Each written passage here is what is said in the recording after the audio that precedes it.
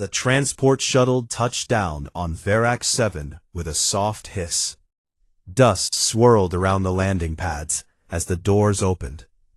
A group of students stepped out, one by one. They came from many different worlds in the Galactic Concord. Each one was here for the Advanced Xenobiology Field Course. The moon was famous for its dangerous wildlife. The course promised real experience with living predators. The students were not small or weak. Most of them looked built for battle. There was Gorvath, a Kraltori male who stood over 7 feet tall. His body was covered in thick bone plates. Sharp claws curved from his fingers. He moved with slow, heavy steps that made the ground shake a little. Next came Vexus, a scarab with 6 long limbs. Thin tubes along her neck could shoot fast-acting venom. Her eyes glowed soft green in the dim light. Other students included a pair of scaled Dravani twins who hissed when they spoke, and a bulky stone-like creature from the outer rim whose name no one could pronounce easily. Then came the last one off the shuttle. She was human. Her name was Emily Harper. She was 23 years old. She had brown hair tied back in a simple ponytail. She wore standard field gear, gray pants, sturdy boots, and a light jacket. She carried only one small backpack. No extra tools hung from her belt. No fancy scanner or weapon showed on her body. She walked quietly behind the others and found a spot at the edge of the group. The students noticed her right away. A few of them looked down at her from their great height. Whispers passed between them. "A human?" one said. "Here?" Another laughed low. She must be the token soft skin. They did not bother to hide their amusement. To them, humans were small, breakable things. Good for paperwork, or ship repairs maybe. Not for a course on apex predators. The Habitat Dome waited a short walk away. It was a large, clear bubble made of strong material. Inside, air filters hummed and lights glowed warm. The professor greeted them at the entrance. His name was Kale. He was Ylvari. Tall feathers rose from his head like a colorful crown. His beak clicked softly when he spoke. "Welcome to Verac 7, he said in clear galactic standard. "This moon will test you. Not your minds, your instincts, your strength, your ability to see danger and live through it." He led them to the main lecture area. Seats rose in a half-circle around a hollow display. The students sat down. Gorvath took up 2 seats because of his size. Vexus coiled her limbs neatly. Emily chose a spot in the back row. She sat straight but did not speak. Professor Kale started the first lesson. The hollow display lit up with images of Verac 7 animals. There were horned grazers that could charge through trees. There were flying hunters with wingspans wider than a shuttle. And there were the real killers, razorback drakes, shadow panthers, bone crushers. Each image showed teeth, claws, speed, power. "Survival here is simple," Kale said. "Know who hunts, know who gets hunted." He pointed a long talon at Gorvath. "Among you students, this one sits at the top. Kraltori strength, natural armor, speed when needed. Gorvath is the apex in this room." Gorvath puffed out his chest plates. A deep rumble came from his throat. It was his version of a proud smile. The other students nodded. Some clapped their different kinds of hands or claws. Vexus flicked her tongue in approval. Then someone in the front row spoke up. It was one of the Dravani twins. "What about the human?" he asked. His voice carried a hiss. "Where does she fit in the food chain?" Laughter rolled through the group. Even Professor Kale's feathers shook a little, though he tried to stay serious. Gorvath turned his big head toward Emily. 5 minutes, he said. That is how long she would last outside the dome, alone, without help. More laughter. Vexus added, maybe 3 minutes if a drake smells her first. Humans have no scales, no venom, no claws, just soft meat. Emily did not move. She kept her eyes on the hollow display. Her face showed nothing. No anger, no shame, no fear. She just listened. Her hands rested calm in her lap. Professor Kale raised one feathered arm for quiet. Diversity is part of the Concord way, he said. Humans have their own strengths. History shows this. We will see what they bring to this course. The laughter died down, but the looks did not stop. Students glanced at Emily again and again. Some shook their heads. Others smirked. A small, quiet joke that someone thought belonged in a class of monsters. After the lecture, the group moved to the sleeping pods. Each student got a private space inside the dome.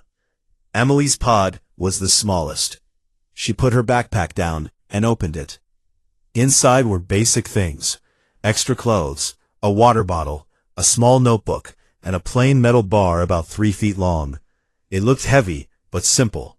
No buttons, no lights, just smooth alloy. She set it carefully beside her bed and closed the pack. Outside her pod, voices carried through the thin walls. Gorvath was talking loud to a group. Tomorrow we start real work, he said. Live capture drills. I will lead. No one will need to save the human. She can stay in the dome and watch. More chuckles followed. Emily lay on her narrow bed. She stared at the ceiling of the pod, the lights dimmed for night cycle. Outside the dome, Varrock 7 was alive with sounds. Distant roars, sharp cries, the low rumble of big bodies moving through the dark. The moon never slept. She closed her eyes. Her breathing stayed slow and even. She did not toss or turn. She did not whisper to herself or look worried. In another pod, Gorvath settled his heavy frame. He thought about the next day, about proving once more that he was the strongest, about showing the class what real power looked like. Vexis coiled in her own space. She dreamed of venom strikes and quick kills. None of them thought much about the quiet human in the small pod at the end of the row. They had no reason to. Not yet. The first full day on Varrock 7 was about to begin. The predators waited beyond the dome. The students slept, or tried to. And Emily Harper rested like someone who already knew what was coming. The second morning on Varrock 7 started with a loud alarm. Red lights flashed inside the habitat dome. Professor Kale stood in the center of the main room. His feathers were bright and straight. He held a data pad in one claw. Today we do our first live capture exercise, he said. His voice came clear over the speakers. Teams of 4. Your job is to find a juvenile razorback drake. Tag it with this tracker. He held up a small silver dart. Then release it unarmed. This shows you can handle real danger without killing.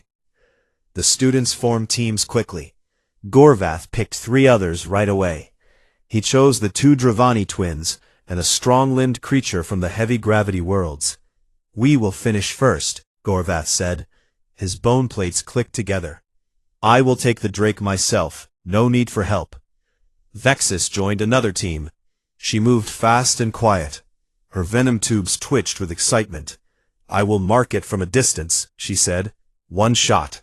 Done. Emily stayed quiet. She did not ask to join anyone. Professor Kale looked at her. Harper, he said. You go with Gorvath's team. Rear guard position. Stay back. Watch for other threats. Gorvath turned his head.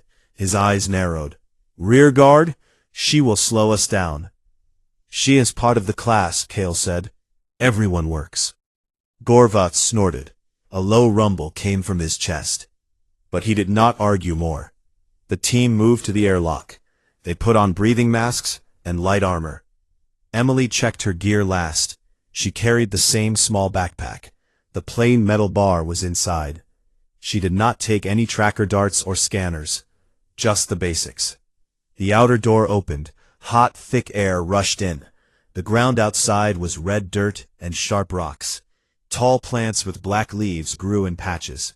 Far away, low growls echoed. The students stepped out. Gorvath led the way. He moved like he owned the moon. His claws left deep marks in the soil. The Dravani twins hissed softly to each other. They scanned left and right. Emily walked at the back. She kept her steps light. Her eyes moved over the ground, the plants, the shadows. They walked for an hour. The sun climbed higher. Heat pressed down. Sweat ran on the human skin under Emily's jacket. But she did not complain. She did not speak. Then Gorvath stopped. He pointed ahead. "There," he said. In a small clearing stood the razorback drake. It was not juvenile. It was full-grown, bigger than the scouts had said. Its back was covered in sharp bone spikes. Its head was wide.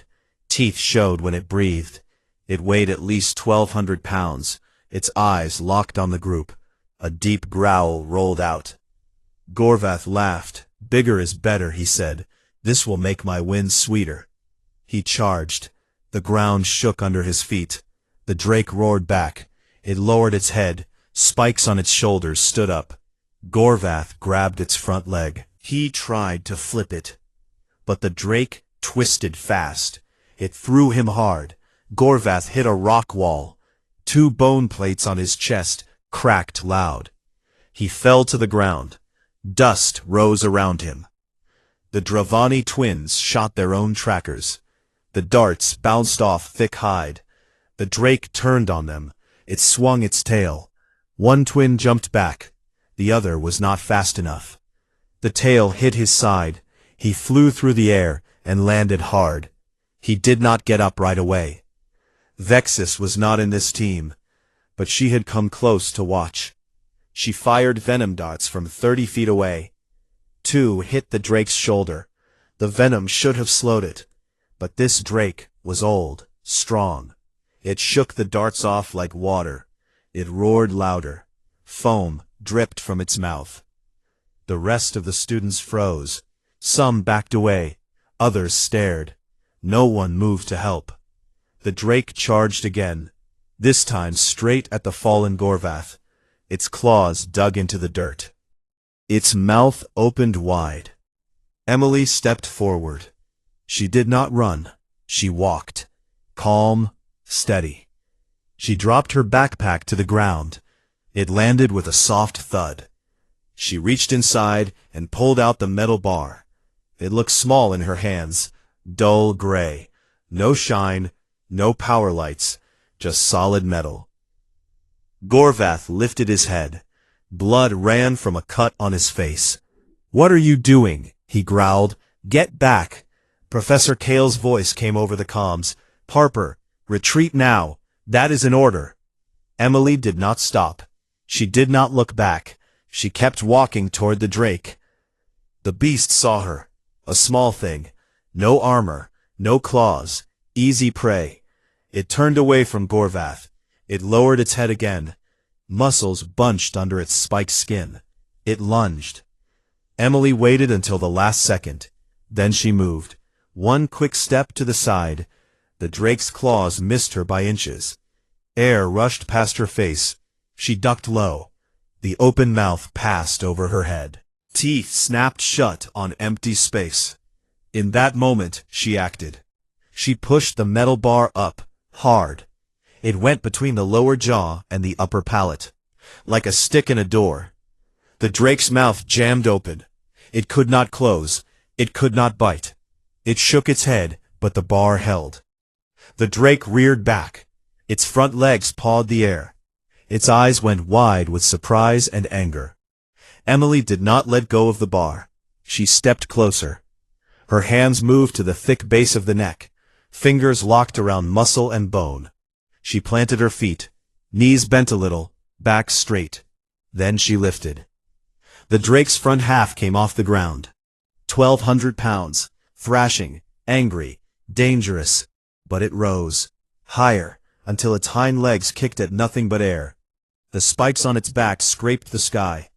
Its tail whipped side to side, but Emily held. Her arms shook once, then steadied. Muscles stood out under her sleeves. But her face stayed calm, almost bored, like she was picking up a heavy box, not a monster. The class watched. No one spoke. Gorvath stared from the ground, his cracked plates forgotten. The Dravani twin who could move sat up slow, his eyes wide. Professor Kale's feathers stood straight up. His beak opened, but no words came. Emily took 3 steps. She turned her body. The drake swung with her. Its weight pulled hard, but she did not drop it. She lowered it slow, sideways. It landed on the dirt with a heavy crash. Dust flew up. The creature lay stunned for a second. Emily pulled the bar free. The drake's mouth closed. It scrambled up, legs shaky. It looked at her. Really looked. Then it turned. It ran, fast, into the thick plants, gone. Emily stood there, breathing steady. She wiped dirt from her hands on her pants. The metal bar hung loose in one hand. Silence covered the clearing. No one moved. No one spoke. The biggest predator in the class had just been lifted like a toy, and the smallest student had done it. The razorback drake stood frozen for half a second. Its wide mouth hung open around the metal bar. Foam dripped from its lips. Its yellow eyes locked on Emily. The small human woman stared back without blinking. Dust still floated in the air from the crash. No one in the clearing moved. The drake shook its head hard. The bar stayed wedged tight between its jaws. It could not close its mouth. It could not bite. Anger filled its growl. The sound came deep and wet. It reared up on its hind legs. Front claws slashed at the air. Spikes along its back rattled like dry bones.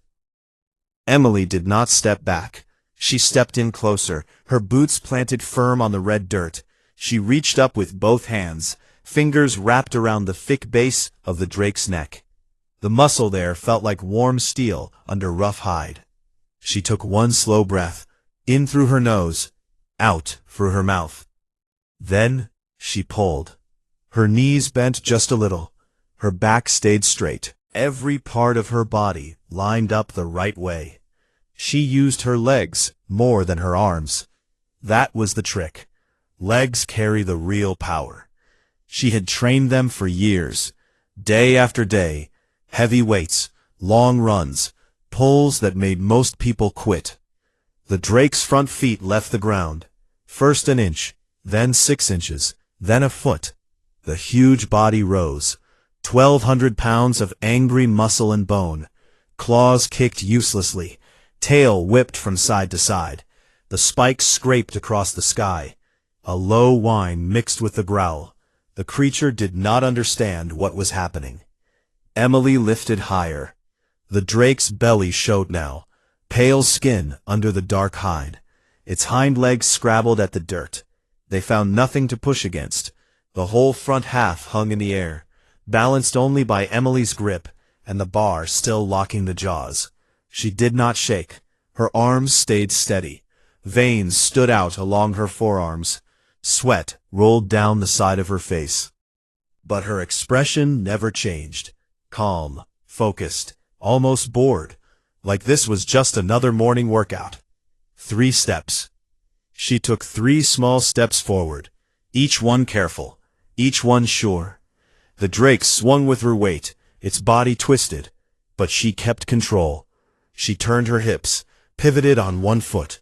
The creature's side came down toward the ground. She lowered it slow. Not a drop, not a crash, slow, controlled.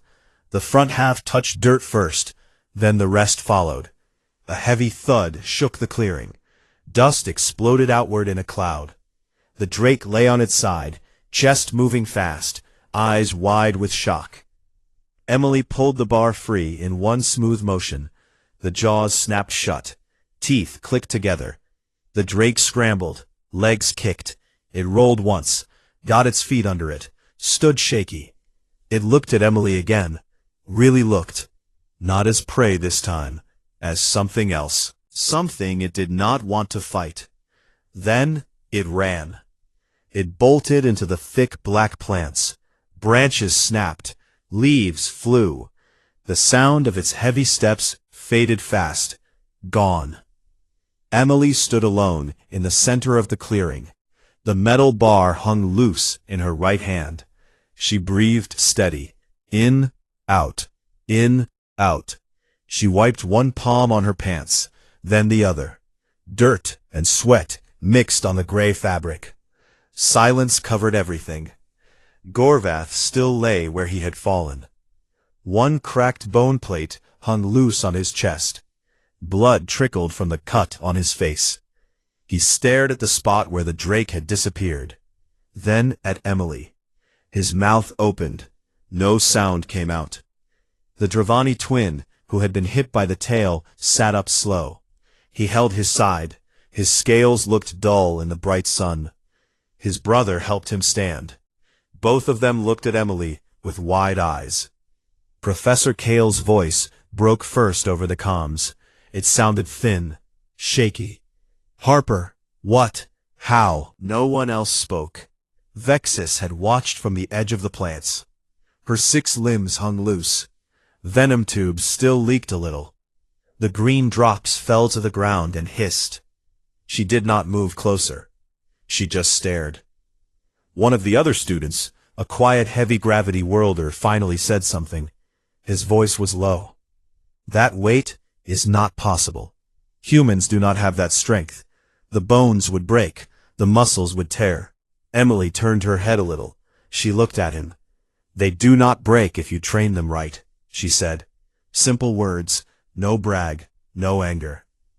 Gorvath pushed himself up on one arm. His cracked plates clicked. Pain showed on his face, but he did not look away from her. "You use no tools," he said. "No power suit, no gravity field. Just that bar and your hands." Emily nodded once. "Just the bar and me." The professor's voice came again. "Everyone back to the dome, now. Medical check for injuries." We stopped the exercise. No one argued. They walked back slow. Gorvath limped. The Dravani twins helped each other. Vexis followed last. She kept looking over her shoulder at Emily. Emily walked in the middle now, not at the back. No one told her to stay behind. The metal bar rested across her shoulder like it weighed nothing. Inside the dome, cool air hit them. Lights felt too bright after the sun outside. Medbots moved fast. They scanned Gorvath first. Sealant closed his cut. Support bands wrapped his cracked plates. He sat heavy on a bench, still staring. Emily put her backpack down. She slid the bar inside, closed the flap. Then she sat on the floor, back against the wall, legs straight out. She closed her eyes for a moment, just breathing. Professor Kale walked over. His feathers still stood straight up, a sign of shock in his species. "Harper," he said soft. "You could have been killed." She opened her eyes. "Could have," she said. "Was not." "Why did you not retreat?" "Someone had to stop it," she said. "It was going to kill Gorvath, then maybe more." Gorvath looked up at that. His big head turned slow. "You saved me," he said. The words came hard. Kraltori did not like to admit weakness. Emily shrugged. "Team rule, we watch each other's backs." Silence again. Then one student, a small feathered one from an inner world, spoke up. "I want to see the biology file, the official one. This cannot be normal human." Others nodded. Murmurs started. Professor Kale looked at Emily. "May we see it?" Emily stood up. She opened her backpack again, pulled out a small data slate. Thin, black, no fancy design. She tapped the screen. A file opened. Official Concord stamp at the top. She handed it to Kale. He read out loud, slow, so everyone could hear. Subject: Emily Harper. Species: human. Unmodified. No cybernetics. No gene edits. He paused. Muscle fiber composition: 78% type 2B, fast twitch. Exceptional density. Bone density: 2.8 times standard human baseline. Tendon strength: comparable to synthetic cable rated for 5 tons tensile. Cardiovascular efficiency, peak athlete level. Training history, documented from age 12. Powerlifting, grip work, deadlift specialization. No performance enhancers. He scrolled down. Classification, anomalous peak specimen, natural outlier, safe for standard gravity environments, approved for xenobiology fieldwork. Kale looked up. His beak clicked once. No tricks, he said. No lies. Just her. The students stared at the slate, then at Emily. She took it back, turned it off, put it away. Gorvath spoke next, his voice lower than before. I thought humans were weak, he said. I was wrong. Emily met his eyes. Most are not like me, she said, but some are. We train, we push, we get stronger. That is all. No one laughed this time. No one made jokes. The dome felt different now. Outside, Varak 7 kept roaring. Predators hunted. Prey ran. Life went on. But inside, the class had changed. They had asked for proof, and proof had just lifted their biggest predator off the ground. The walk back to the habitat dome felt longer than the walk out. No one spoke much. Boots crunched on red dirt. Breathing sounded loud in the quiet. Gorvath limped on one side. The cracked bone plates on his chest clicked with every step. The Dravani twins stayed close together. One held his bruised side. Vexus trailed behind. Her 6 limbs moved slow. Her green eyes kept flicking to Emily. Emily walked in the middle of the group now. The metal bar was back in her backpack. She carried it easy. Her face looked the same as always, calm. No smile, no frown, just steady. Inside the dome, the air felt cool and clean. Lights came on soft. Medbots rolled out fast. They beeped and scanned. First Gorvath, then the hurt Dravani. Sealant sprayed on cuts. Support bands wrapped tight. Pain shots went in quick. Everyone sat or stood, waiting. Professor Kale stood in the center. His feathers had started to lower a little, but they still looked stiff. At the students. At Emily last. That was not in the lesson plan, he said. His voice came quiet. We came here to study predators, not to become the story. A few students made small sounds. Not laughs. More like soft exhales. Gorvath sat on a low bench. It creaked under his weight. He looked straight at Emily. I need to know, he said. His deep voice filled the room. How? Show us the proof, the real proof. Not words, data. Emily nodded once. She walked to her small locker, opened it, took out the thin data slate. Black, plain, no extra lights or colors. She tapped the screen. It lit up blue. She walked back to the center, handed the slate to Professor Kale. Read it, she said. Simple, no push. Kale took it. His long claw scrolled slow. He read out loud, so everyone could hear. Concord Academy Physical Assessment. Subject, Emily Harper. Age, 23. Species, human. Genetic status unmodified. No cybernetic implants. No performance drugs. No gene therapy. He paused, looked up, then kept reading. Muscle fiber type, 78% type 2B fast twitch. Density rating, exceptional. Cross-sectional area exceeds 95th percentile by significant margin. Bone mineral density, 2.8 times average human baseline. Cortical thickness increased. Tendon and ligament tensile strength, equivalent to high-grade synthetic cable. Measured pull force, documented peaks over 1,800 pounds in controlled lifts. Murmurs started, low at first, then louder. Kale scrolled more. Training history, started structured resistance work at age 12. Powerlifting focus from age 15. Deadlift record in private logs, 1,050 pounds raw. Grip strength, 320 pounds per hand. Squat, 900 pounds. No injuries from overload in last 8 years. Cardiovascular output, Elite level. VO2 max, in top 0.1% for unmodified humans. Looked at the last line. Classification. Natural anomalous peak specimen. Approved for high-risk field environments. No restrictions. Kale lowered the slate. His beak clicked once. This is official, he said. Stamped by the Concord Medical Board.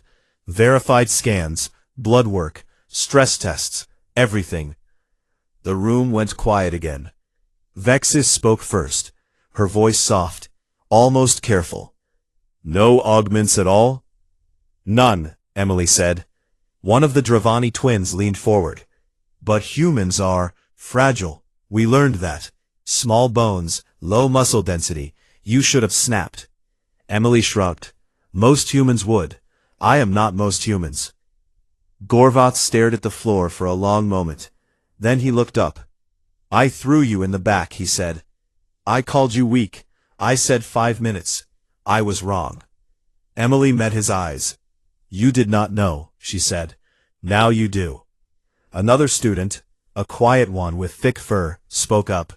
But why not show this first? Why wait until the Drake charged? Emily looked around the room, at all the faces. Big, scaled, feathered, armored. Words are easy, she said. Anyone can talk. Proof is harder. Out here, proof matters more. Professor Kale set the slate down careful. The exercise is over for today, he said. Rest, heal. We talk more tomorrow. But no one moved fast. They stayed, watching Emily. Some sat closer, others just stared. Gorvath pushed himself up slow. The support bands creaked. He walked over to her, stopped a few feet away, looked down. You lifted me out of death, he said. I owe you. Emily shook her head. Team rule, she said again. We watch backs. That is all. Gorvath made a low rumble. Not angry. Something else. Respect, maybe. Still, he said. Thank you. Emily nodded. Small, quick. The group broke up slow. Some went to their pods. Others sat and talked in low voices. About the lift, about the numbers on the slate. About what it meant. Emily went to her locker, put the slate away, sat on the floor again, back to the wall. She pulled out a water bottle, drank slow. Her hands did not shake. Vexis came over. She coiled her limbs neat, sat a short distance away. I make jokes, she said, about soft meat, about primates. I will stop. Emily looked at her. Jokes are fine, she said. Just know the facts too. Vexis dipped her head, a scared nod. Facts now include you. Night came to the dome. Lights dimmed. Outside, Varric 7 kept its sounds. Roars, screams, footsteps in the dark. Predators moved. But inside, things felt different. Gorvath lay in his large pod. He stared at the ceiling, thought about the Drake, about the lift, about how small Emily looked next to it, and how strong. Professor Kale sat alone in the control room. He replayed the helmet cam footage, watched the moment again, the sidestep, the bar, the lift, the calm face. He shook his head slow. Feathers rustled. Emily slept easy, breathing slow. No dreams of monsters, just rest. The next morning would come. More lessons, more dangers. But the class had changed. They had asked for proof. She had given it. Not with words, with her hands. And the moon's biggest predator had run from her. No one would forget that. Not ever. The rest of the course on Varrock 7 went on. 5 more days, more lessons, more walks outside the dome, more animals to study. But everything felt different now. The students moved in a new way. They looked around more. They listened harder. And when something big moved in the plants, many eyes turned first to Emily. No one said it out loud at first, but the change was there. Gorvath walked slower now. Not from pain. His cracked plates had healed with sealant and time. He walked slower because he thought more. He watched the ground, he watched the shadows, and he watched Emily. Vexus stopped her quick jokes. No more talk of soft meat or weak primates. She asked real questions instead. How did humans train without breaking? What food made bones thick? Emily answered simple. Protein, heavy lifts, rest, sleep, nothing magic, just work. The Dravani twins stayed close to each other still, but now they stayed close to Emily too. One day, when a shadow panther appeared on a ridge above them, the twins moved behind her without thinking. Emily did not notice at first. She just raised her hand slow, palm out. The panther looked down, saw the group, saw her, then it turned and left. No chase, no fight, just gone. Professor Kale noticed everything. He wrote notes on his datapad. He watched the group during meals, during lectures, during quiet times. He saw how the big ones no longer stood in front like shields. They stood beside, equal.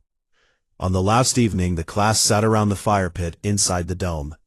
No real fire, just a hollow flame that danced orange and warm. The lights were low. Outside, Varric 7 made its night sounds. Far roars, sharp cries, wind in black leaves. Professor Kale stood up. His feathers lay flat now. Calm. He looked at each student. Then he spoke. We came here to learn about predators, he said. We came to see teeth, claws, speed, power. We asked for proof of what each species could do.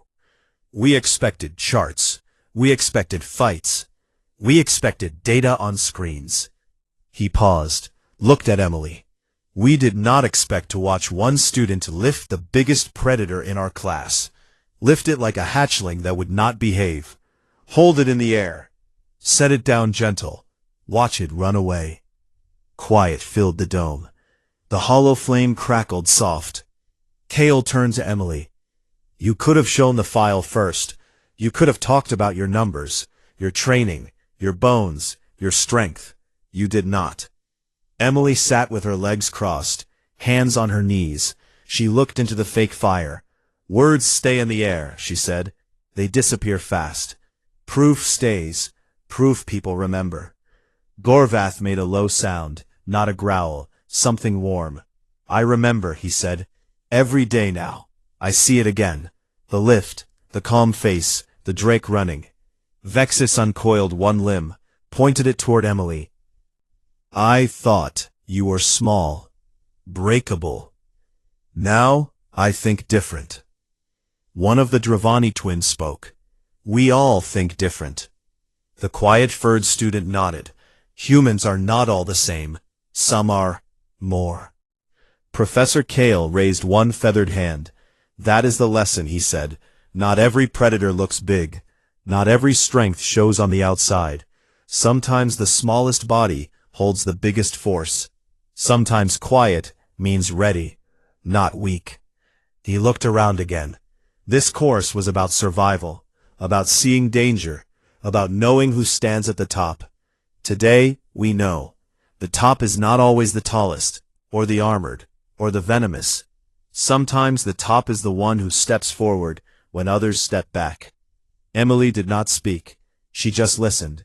A small smile touched her lips. The first real one since the shuttle landed. The group sat longer. They talked soft, about homeworlds, about training, about what strength really meant. No one joked mean. They shared. When the lights dimmed more for sleep cycle, students stood slow. They went to their pods. Gorvath stayed last. He walked over to Emily, stopped in front of her. Next course, he said, his voice low. Whatever it is, wherever it is, you will be on my team? Emily looked up at him. Tall, armored, strong, but asking now, not telling. She smiled wider. Only if you promise not to get thrown into rocks again. Gorvath made his deep laugh. It rumbled like distant thunder. Deal. He turned, walked to his pod, heavy steps softer now. Emily stayed by the hollow flame a little longer. She watched it dance. Then she stood, went to her small pod, lay down, closed her eyes. Sleep came fast. Morning came bright. The transport shuttle waited outside. Engines hummed low. Students packed gear, backpacks, data slates, memories. They boarded one by one. Gorvath first, then Vexus, then the twins. Emily last. Professor Kale stood at the door. He shook each hand, or claw, or limb. When Emily came, he stopped her. "You taught us more than any lecture," he said. "Thank you." Emily nodded. "We all taught each other." She stepped inside, found a seat near the window, looked out. The shuttle rose slow. Dust swirled below. Varric 7 grew smaller, red ground, black plants, roaring predators that never stopped. Inside the shuttle, students sat quiet at first. Then talk started.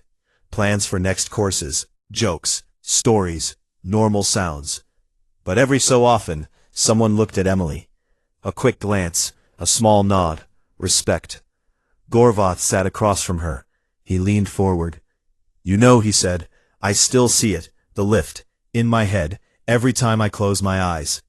Emily looked at him. "Good," she said. "Keep seeing it. Helps you remember." He nodded, sat back. The shuttle climbed higher. Stars appeared outside the windows. Varric 7 became a small red ball. Then a dot. Then gone. Emily leaned her head against the seat, closed her eyes again. Not to sleep, just to rest. She had come to this moon as the small one, the quiet one, the joke. She left as something else. The one who lifted the biggest predator. The one who changed the class. The one who proved that humans could stand tall, even among giants. The shuttle flew on, toward new worlds, new lessons, new dangers. But the students inside carried something new with them. A lesson carved in memory. Proof given not in words, but in action. And that proof would travel far.